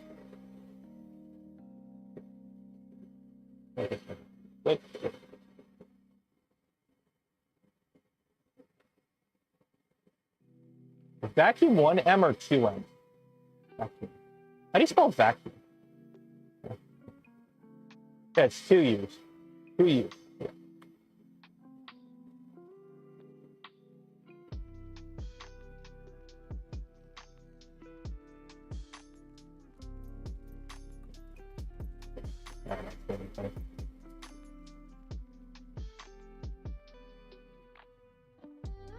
Almost done, I think. I thought it was supposed to cut it out.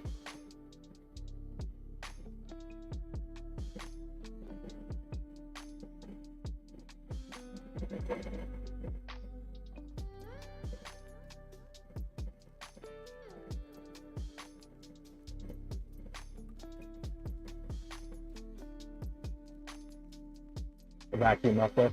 I mean, isn't that basically just like a silencer, only not as fun?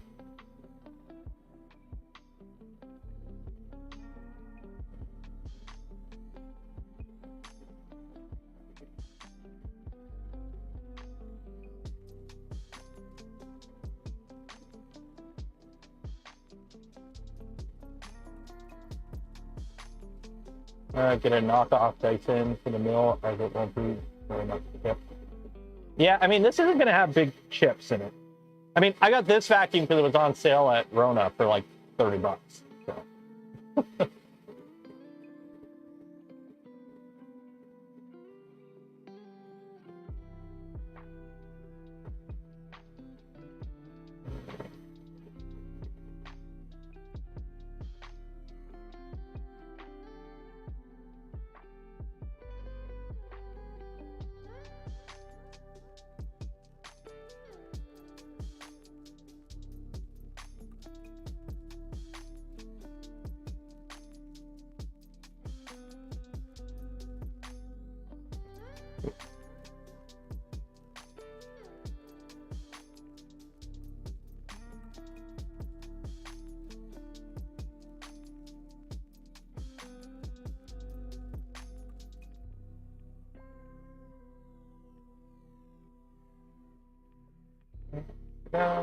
We done?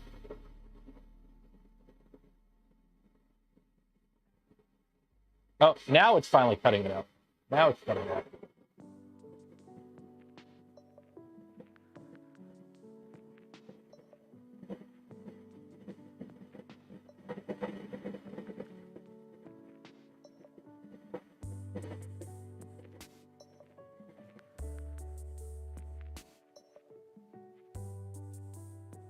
Fun time. I'm turning the vacuum off.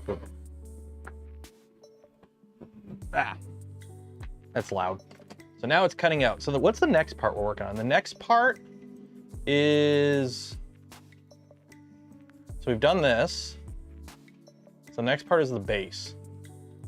So we need to make a big old chunk of plastic for that. If you can smell, taste the green resin, I would say door a hair to allow fresh air in unless you're printing.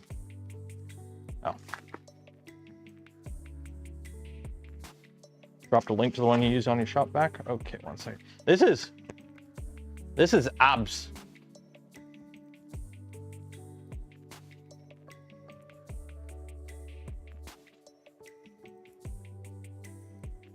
Craftsman muffler. Does that really work? Does this really work at making it quieter?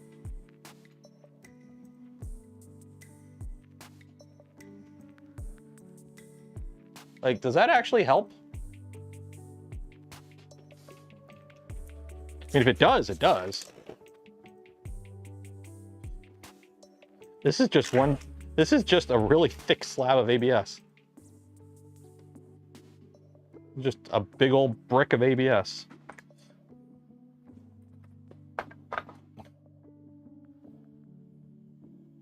I gotta turn the vacuum back on. It's making dust.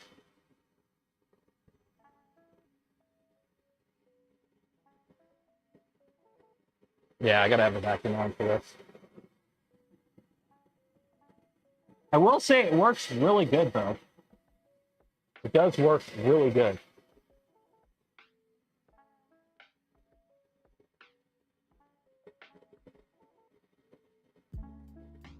Glass stuff probably works. Yeah, like, I'll be honest, I probably should be wearing a mask. Because while there is a filter in the vacuum, I don't know how good of a filter it is. It's like your standard vacuum filter. So I probably am getting mesothelioma right now, but it's for the content. So like the smash button and subscribe.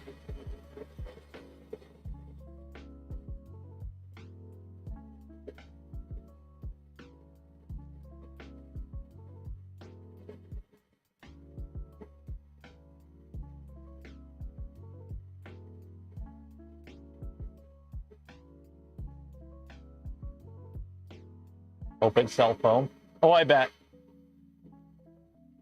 I mean, I'm going to be redoing some of this. The magneto is going to go away. This is going to move over.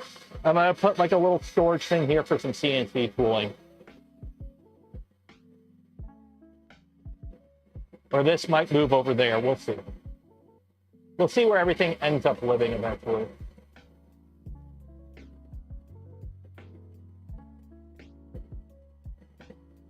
Almost done, though.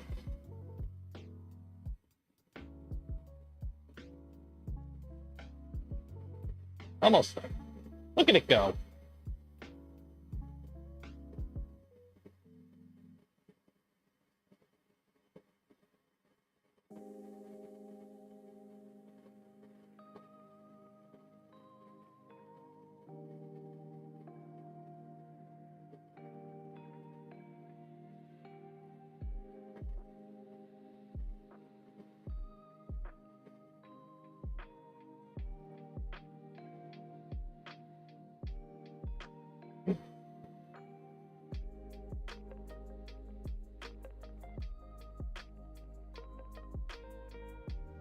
Definitely running out of room. Oh, I know I'm running out of room.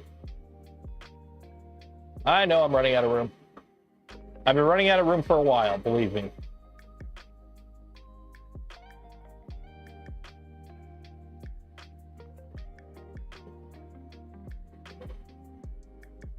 Almost.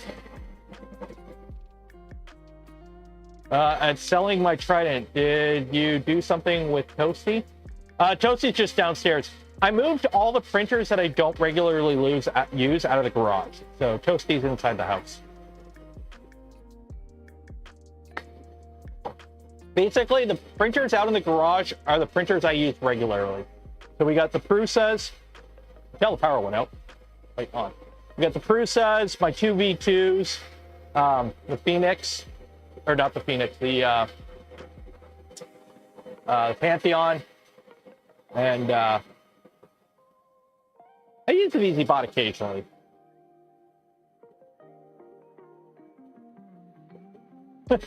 Did you run a Carvera in a closed room while you cut PCB? I have a filter on it.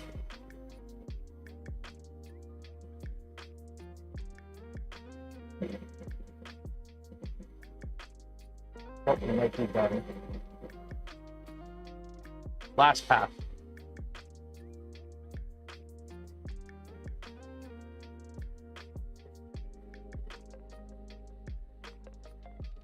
Almost.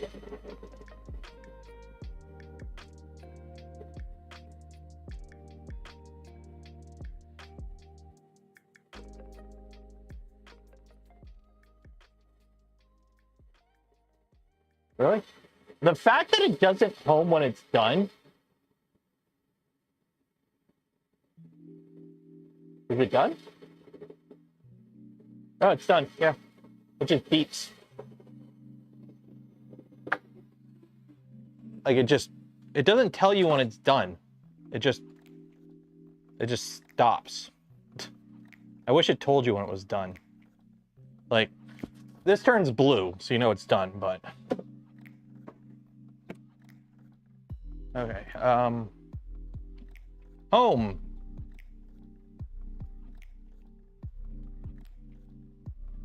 So now, gotta take that out.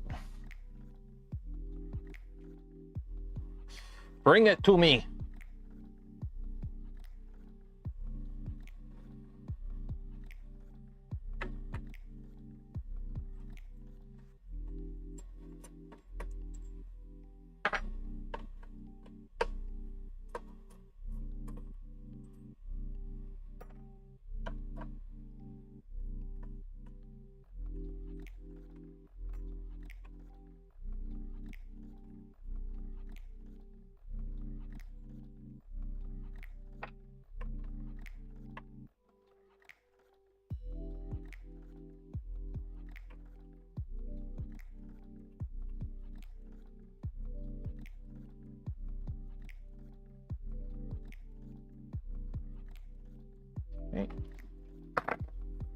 back in here so I don't lose them.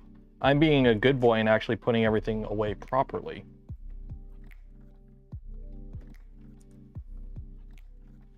The last thing I want to do is lose all my screws. Okay.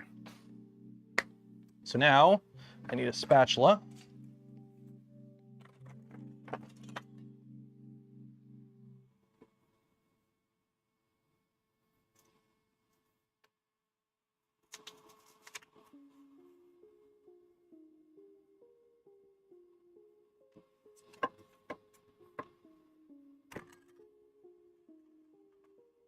Go.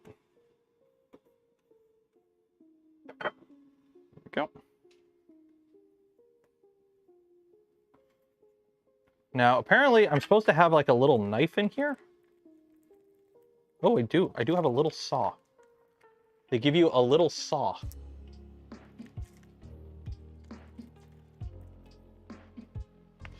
Wow. It's a little saw. 1 second. Yeah, it's legit a saw. I thought this was a scalpel they give you. It is a saw for cutting the little tabs that hold everything together.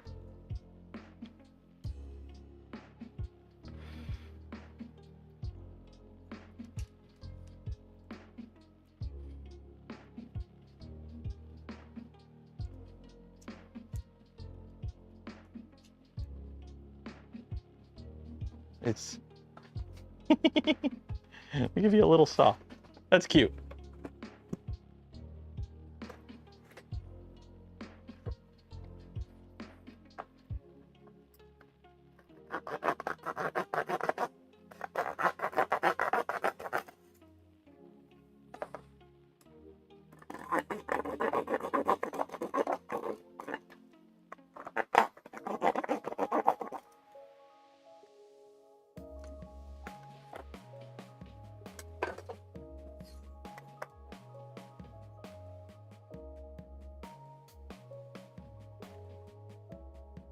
I gotta clean off this double-sided tape now.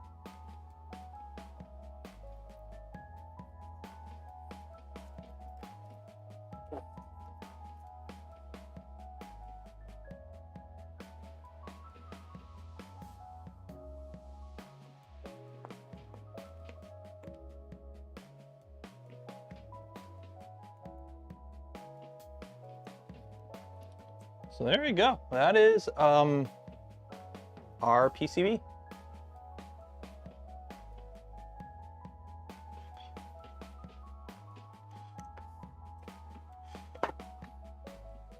Wipe it down with a little ISO, clean it up. Hopefully I didn't break it.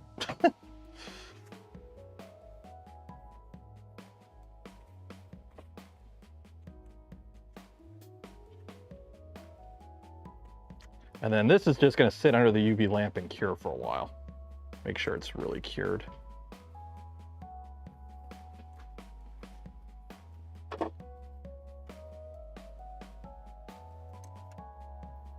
you back here. Cure.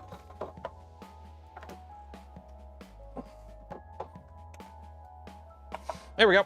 Okay, so that is that. Now, we gotta make the base. Gotta drop the base.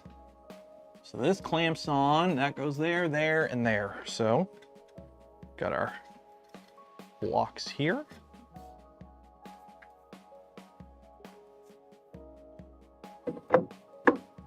We're probably gonna need the bigger screws.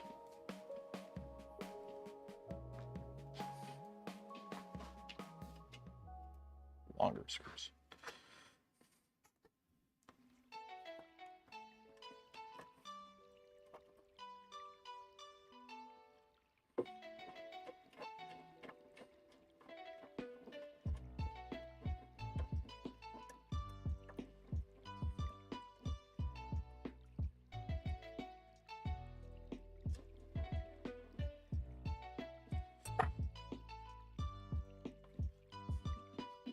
And then how is this clamped on?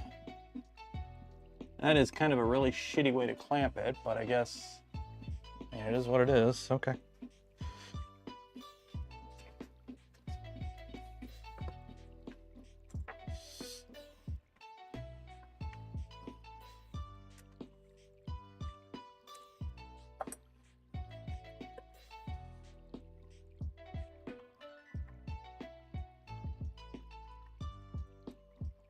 Be careful, because that really wants to break.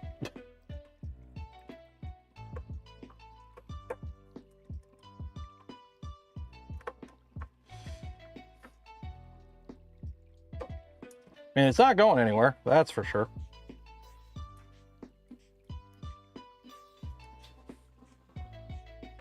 That is definitely for sure.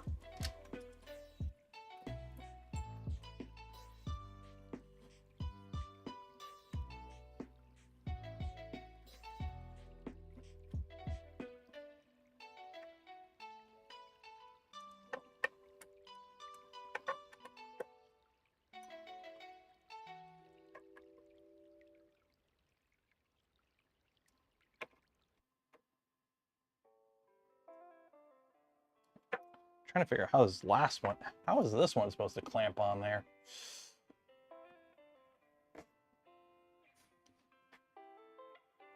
You just kind of put it there and just kind of hope for the best, I guess. Okay.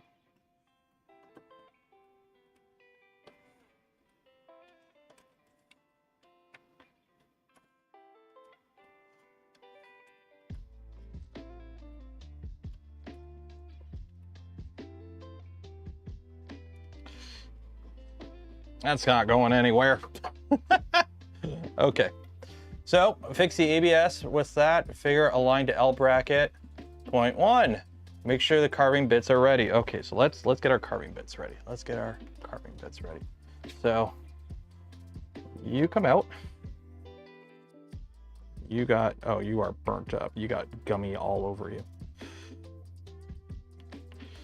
So for this one, okay, tool number 1 is a single flute spiral bit, which is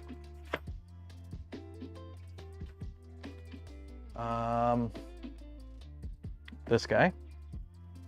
So single flute spiral bit, and number 2 is the V bit. Okay. So that is that. Turn on the power, wait for the auto home to complete. Open the root examples LED ABS base. So open this up. Select. Okay.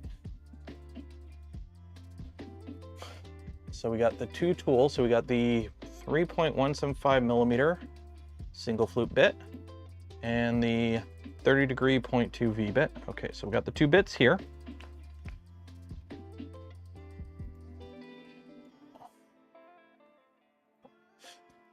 Okay.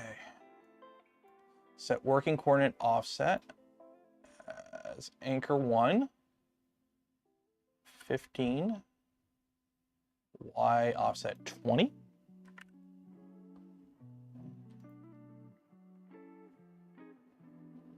Click scan margin.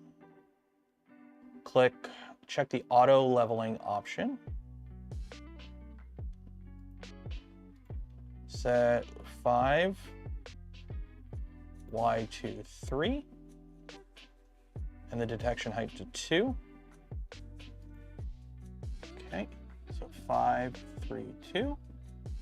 Scan margin that. Check the configuration according to the above and click run. Okay, that looks like that. 1520 from anchor 1. That all looks good. Okay. You can move the machine to clearance position after the operation to reduce the interference for subsequent operations. Use a vacuum to clean the table, take the ABS board, and use a handsaw to cut. Okay. So, we should be good to go, I think. So, I'll hit run. Put the probe in.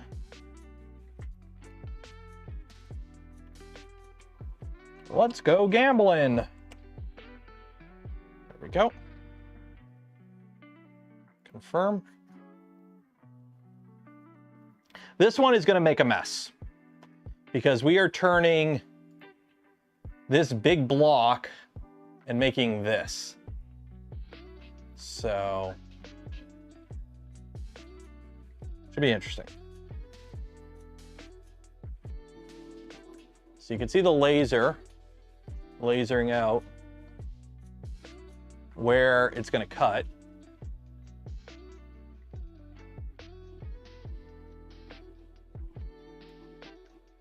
So that's actually really nice that it does that. This is really nice that it does this. This is such a nice little ensure you're not a dumbass and you're not going to cut through a clamp routine.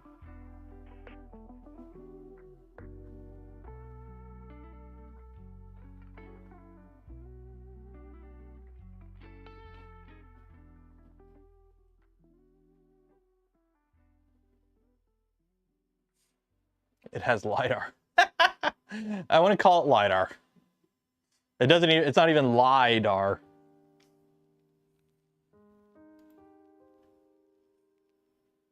This is just ABS. This is just ABS.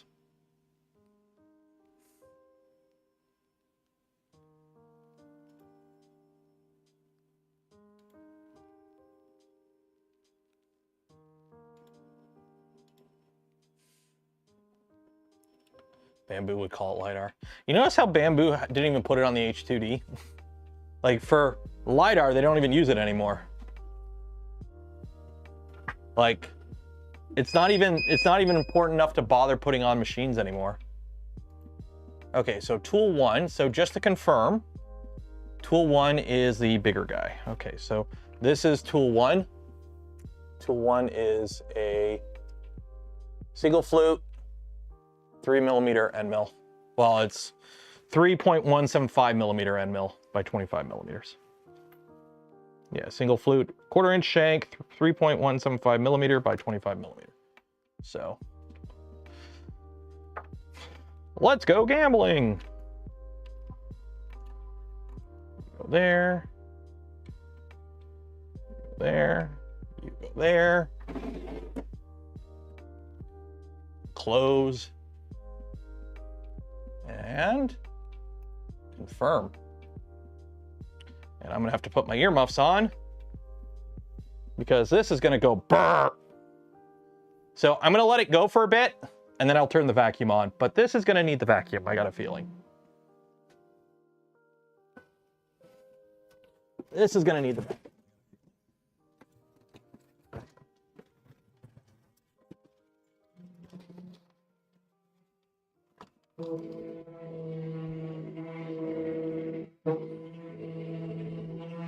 Oh, it is going right into that. It's just hogging.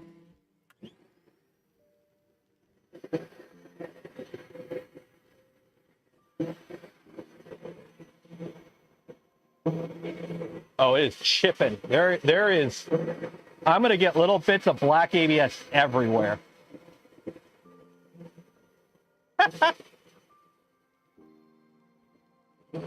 How deep is this going? Oh, it is going. It is. It is going.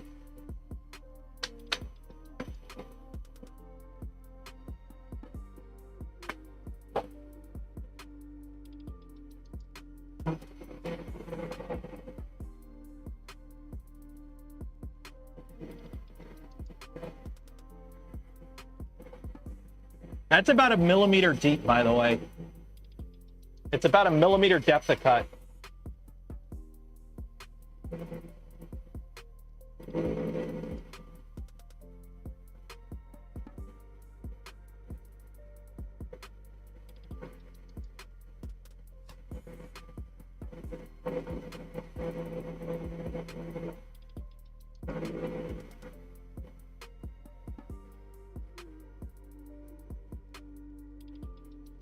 How long to CNC a benchy?